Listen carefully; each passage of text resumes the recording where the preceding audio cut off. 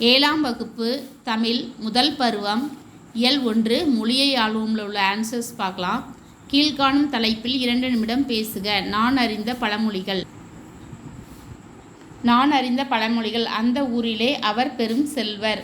சுனாமியால் அவர் நிலங்கள் பாழாயின. என்றாலும் அவர் அடியோடு இழந்துவிடவில்லை. ஏனென்றால் யானை படுத்தால் குதிரை மட்டம் என்பது போல அவர் செய்து வந்த வணிகம் அவரை கை கொடுத்து காத்தது. காண்பதற்கு அந்த குழந்தைகள் அருவருப்பான தோற்றத்தோடு இருந்தது. ஆனாலும் அதன் தாயார் அதனை அன்புடன் எடுத்து கொஞ்சி மகிழ்ந்தார். ஆம், காக்கைக்கும் தன் குஞ்சு பொன் குஞ்சு அன்றோ. அவர்கள் இருவரும் இணைப்பிரியா நண்பர்கள். உண்ணும் போதும் உறங்கும் போதும் தவிர வேறு எப்போதும் இணைந்தே இருப்பார்கள். ஏனோ தெரியவில்லை, இப்போது அவர்கள் ஒருவர் பார்ப்பது கூட இல்லை. ஆம், பழக பழக பாலும் புளிக்குமோ. கொடுக்கப்பட்டுள்ள வினாக்களுக்கு ஏற்ப தொடரில் அழுத்தம் தர வேண்டிய சொற்களை எடுத்து எழுதுக. கோதை கவிதையை படித்தாள். வினா: கோதை எதை படித்தாள்? கவிதையை. கவிதையை படித்தது யார்? கோதை. கோதை கவிதையை என்ன செய்தாள்? படித்தாள். படத்திற்கு பொருத்தமான திணையை எழுதுக. ஃபர்ஸ்ட் படம் உயர்திணை, மாடு அக்ரிணை, அப்புறம் உயர்திணை. கீழ்காணும் சொற்களை உயர்திணை அக்ரிணை என வகைப்படுத்துக. உயர்திணை: முகிலன், கயல்விழி, தலைவி, ஆசிரியர், சுரதா. அக்ரிணை: வயல், குதிரை, கடல், புத்தகம். கொடுக்கப்பட்டுள்ள குறிப்புகளை கொண்டு தமிழ் கட்டுரை எழுதுக. தாய்மொழி பற்று. முன்னுரை: மொழி பற்றிய விளக்கம். தாய்மொழி பற்று. தாய்மொழி பற்று கொண்ட சான்றோர். சாதுவன் வரலாறு. நமது கடமை. முடிவுரை. முன்னுரை: உள்ளத்தே ஊற்றெடுக்கும் உணர்வுகளை படம் பிடித்து காட்டுவது நாம் பேசும் மொழியே. விலங்கின்று மனிதனை வேறுபடுத்துவது மொழியே. மனிதனின் தேவைக்கேற்ப மொழியை படைத்து கொண்டான். தெளிவான எண்ணங்களின் சரியான மொழி எனலாம். மொழி பற்றிய விளக்கம். 3000 ஆண்டுகளுக்கு பழமையுடைய மூத்த மொழி தமிழ் மொழி. அது தலைமையும் தாய்மையும் தொன்மையும் தூய்மையும் வன்மையும் நன்மையும் கொண்ட வளர்மொழி. நீண்ட நெடிய மரபுகளை கொண்டது.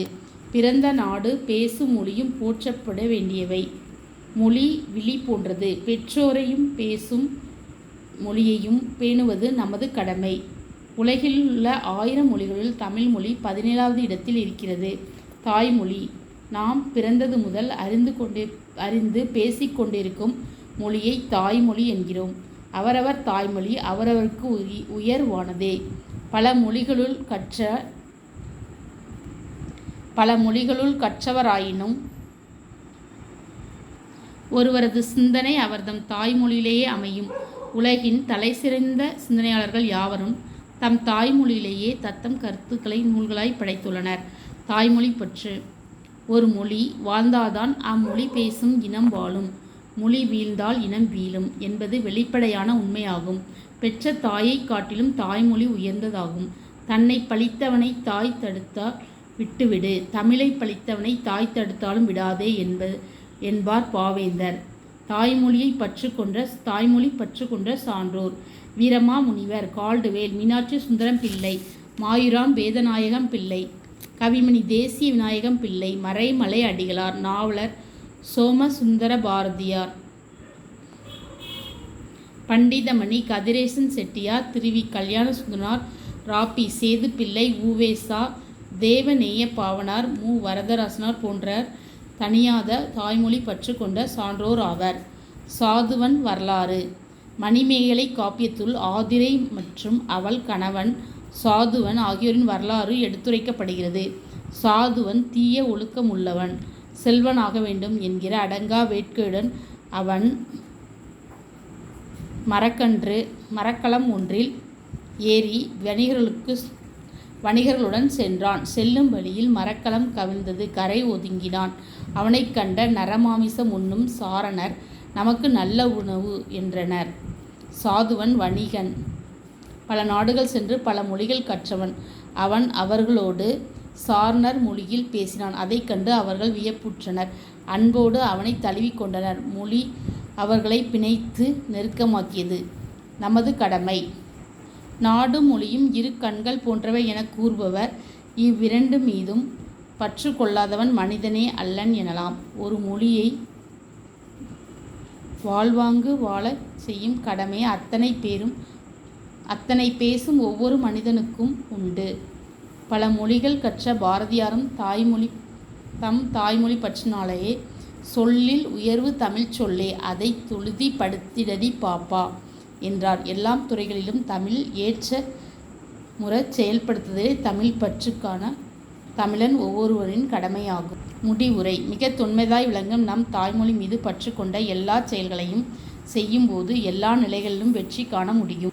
மொழியோடு விளையாடு. தொகை சொற்களை விரித்து எழுதுக.